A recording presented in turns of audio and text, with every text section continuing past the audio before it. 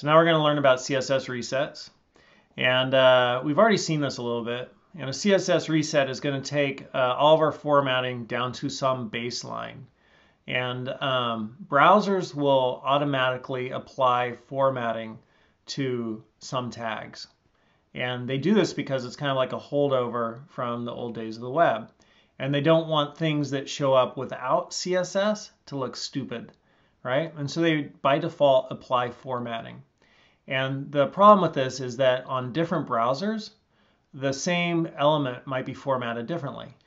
So Chrome formats it one way, Safari might format it another way, Microsoft's Internet Explorer or Edge Explorer, Edge browser might format it a different way. So all these browsers might be formatting your HTML differently. That could actually, even if you do have CSS in there, you forget to override one of their settings, well then their setting will apply and that's where your formatting is coming from. But then it could look different on Chrome versus Firefox versus Internet Explorer, Edge, whatever, all the different browsers, it could look different. So if you want to deliver a consistent user experience where no matter what browser somebody's using, this is the way I want my web page to look, you need to somehow normalize the way the browsers are displaying things. So their default settings for displaying stuff, you need to somehow neutralize that and let it be you, the developer, who's doing the formatting and not Chrome or Firefox or Safari or Internet Explorer or Edge or whatever, right? So that's what these CSS resets do. And there's 3 resets you could use. The oldest is the Meyer CSS reset, and the newer one is normalized CSS, and then the newest is sanitize CSS. So you probably won't use this one, but you might use this one. Totally fine. I totally use this one. I like the way it works. And you might also decide, no, I want to use this one, right? And there's a difference between a different sort of approach that each of these take right here and how they do stuff, those two. All right, so let's look at how they work, and then we'll look at the internals, right, of what they're actually doing inside. So the first thing we'll look at is just here are 6 headings. And I have this file from when we were looking at headings and paragraphs. That's where I got it. And that's where I think we talked about this originally a little bit. And so I thought, well, let's just look at this because that's a good example. We have 6 headings. And when we display this, and I'm only going to show it in Chrome, but when we display this in Chrome, Chrome has applied formatting. So how do we get that to be neutralized with no formatting? If we use the Meyer reset, and here it is, and you could find it at this location, right? And when you get there, let me just show you that. And by the way, this is also linked right here. Takes you to the same place. So when you get here, you have a copy of the file. So you could grab a copy of the file right there. So here's a file. And this was last updated 2011, January 26, 2011. So you can just copy this, and then you have a copy of it. And so when we attach that as a style sheet to our document, so here we have this document, the same document, but now I'm saying, hey, link to this style sheet, Reset Meyer CSS. And so when I show this one, we went from this to this. So basically we've stripped out all the browser formatting, or we've reset it, which is why it's called a reset. This is the Meyer reset. So I'm not going to show you normalize because that's the one in the middle. And it's like pretty much, sanitize is built on top of normalize. So it took what was done with normalize and then just made it one more iteration. And I almost use the word better, but I haven't actually done the research to determine that because I pretty much just use this one right here. I just go to 0. But the idea behind normalize and sanitize is instead, and here you can see I'm including reset sanitize, this one, and instead of resetting to 0, let's just redefine how it works on all browsers so it looks the same on all browsers. So if you click this, you can see it didn't go to 0, but it really brought, if you look at this on every browser, it's going to look exactly the same. So it neutralizes browser differences for default formatting.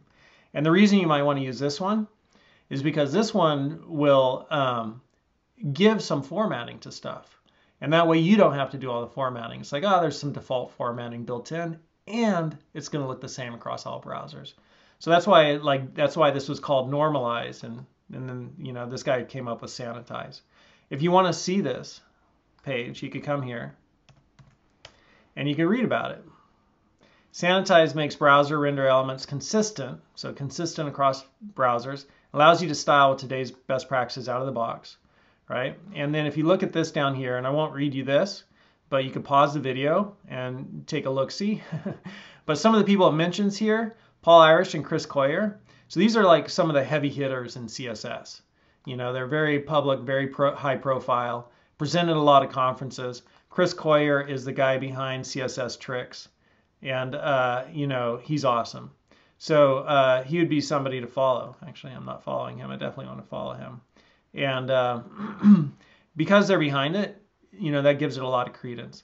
But this talks about the evolution of resets and why this one has been created. So those are the different resets. And what's going on in their internals. I said we look at their internals.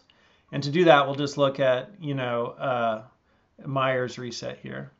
But we're taking all of the different tags. So just like we took paragraph tags in the last video, and I'll look at this one.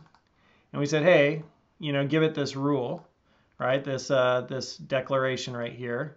And it sets it to that. Well, here what we're doing is we're taking different tags and we're setting them to a baseline, like margin 0, padding 0, border 0, right? And vertical line, baseline, you know. And so we're just like taking everything, and so it has no formatting is basically what we're setting it to, which is why it's called a reset, right? So that's the idea behind resets. And to use them, you just include them, you know, in your CSS. So you could put that right at the top of your CSS file. So if I wanted to, right here, I could just add the reset code right at the top. I could just put it right here. Or I could have a separate file.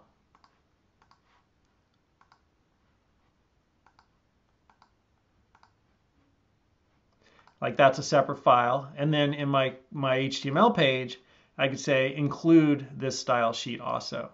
And if I had a second style sheet, which I created, I'd first want to reset everything because styles are applied in the order in which they're read. And then there's also a hierarchy, which is thought about, like which one takes precedence over the other one. And so here, I would want to put my reset first, and then any other style sheet I'd created would come second. That way, everything gets put to 0, and then on top of that, when everything's 0, I'm going to put down my styles. All right. So that's resets and style sheets, and how you bring these differences between browsers, the way they'll interpret HTML tags and just apply formatting. That's how you get it reset or normalized or sanitized, so it kind of goes back to some baseline, which you could then start building from. So resets are pretty important, and you use them all the time in every project just to sort of neutralize things and then start building from there. All right, so that's CSS resets.